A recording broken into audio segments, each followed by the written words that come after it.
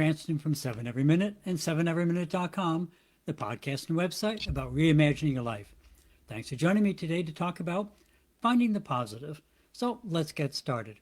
If you like what you hear today, please leave a like, subscribe, tell your friends, send me a message. Thanks for joining me tonight to talk about kind of being a force for positive change even when you don't feel like it. This will be mostly impromptu this evening, and I'll explain why and also why I'm a little late. I actually had another similar topic written completely out, actually, and just didn't like the perspective. It was also about believing in yourself and not getting caught up in the often negative messaging that we receive from the world around us all the time.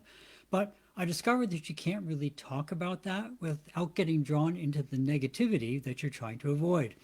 It's kind of like this emotional quicksand, and the more you try and escape it, the more negative it becomes, which is really what often happens when we allow negativity to start, isn't it? One negative thought builds upon another, and the next thing you know, you've slipped down the slope of negativity and can't seem to get back up to a positive perspective. But each of us has the power to reverse that and to just start over. It isn't always easy, but we can do it anytime we decide to. In this case, it was taking 90 minutes of script development and totally discarding it. Poof, gone. But there's a cost. I'll be late to start, and I don't like to be late, but I felt that you deserved to get a better perspective, so it was a cost I was willing to pay. Plus, I get to show off one of the things that changed my perspective. If you remember, a couple of weeks ago, we talked about our daily good thing jar, where it's a place to write down something good that happened, a good thought that you had, and that every day you should think of at least one good thing, write it down, and put it in the jar. Well, here's my jar, and a special call out goes to, it's going to come up in the camera. There we go. Come, Mr. Camera, do it. No, won't do it. To Utz Baking for their huge pretzel jars that they have at Sam's Club. And I gave the pretzels away, but the jar is working admirably, and I often look at it to kind of remind myself of all the things that have gone well in my life. And so you may have noticed that down in the bottom of the jar, there are all these pieces of paper sitting there. Now the camera is completely lost. There we go. Oh dear, I think we confused poor Mr. Camera. One moment, please. Let's try this again.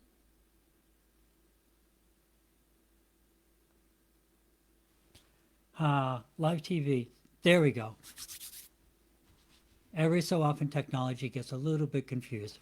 But so down at the bottom of the jar, right, we have all these pieces of paper. And each one of those is at least one day. A couple of them, a number of them have multiple pieces of paper from one day, and that's just from January. And there's a couple of things that happens when you use that system. It's not only the physical reminder of the many things that did go well, but it also helps to train your mind to be aware of the good things that happen and to make note of them. Those two things alone will kind of get you through a lot of the, things like endless meetings and misbehaving pets and children and all those other little things that happen in life that we tend to focus upon and define our day by. But when you actually have things going on all the time and you look at that jar, there's a couple of benefits that come out of this. It helps you to practice mindfulness in all things. Rather than life being a stream of events and you mentally only note the ones that were particularly annoying, it becomes a series of individual actions, all of which are worth considering. And then you start to realize how many things actually go right each day. And that's kind of a major shift that in most people's lives, because like I mentioned, we usually kind of let much of life just drift by and really only notice when something goes poorly. By recognizing that there are generally even more things that go right than wrong, we just tend to be a little bit happier overall. And the other big thing is just looking at that jar when I walk by, it's kind of like, I'm getting quite a few pieces of paper in there. And every time I go, oh, that's right, I forgot to write something down. I thought of something earlier in the day and I forgot to write it down. And so it's just a good reminder to remember the things that went well in the day. I know, you probably know too, some people just seem to live to complain. But if you look at their lives impartially, you'll usually find that they have a lot of good things going on just like everybody else. It's just that they decide to focus on the negative. We all have the ability to shape our lives to a large degree. We talk about that a lot within any set of circumstances. Yes, there are situations that just are plain old horrible, like as in Ukraine. But even there, you'll see people who are working to find the best possible outcome in any situation. not only are they making things more bearable for themselves, but they're also motivating others around them to work towards the best possible outcome. As we often talk about, we all have the ability to interpret any situation in multiple ways. If we try and find the good, we will usually be happier, more productive, and more resilient overall. I could have been annoyed that I couldn't use my first script, but instead I decided to use it as a lesson in the subtle power of negativity and to reframe it completely. I hope you'll try and remember the power that you have to be a positive influence in the world around you, especially during those times when you're least feeling positive about anything, because that's the times when you can have the biggest positive impact.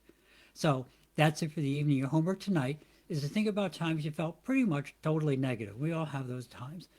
And then try and run through the day, that same day in your mind, and see if you can't find even one thing that brought a smile or even just a sigh of relief. Then write it down and put it in your very own pretzel jar and start keeping track of things that go well. So, again, that's it for the evening. Please remember the many areas in the world where there's political unrest, uh, wars in the case of Ukraine, just government overthrows going on in a lot of different places. Ukraine, Middle East, Africa, South America, the list goes on and on and on. There are disasters of suffering going on all around the world. UKR7 is a list of links where you can donate to causes that are focused on the Ukraine. The other place we always talk about, World Central Kitchen, wck.org. They work in disaster areas, often natural disaster areas around the world. Two great charities, two great places where you can make donations to help other people.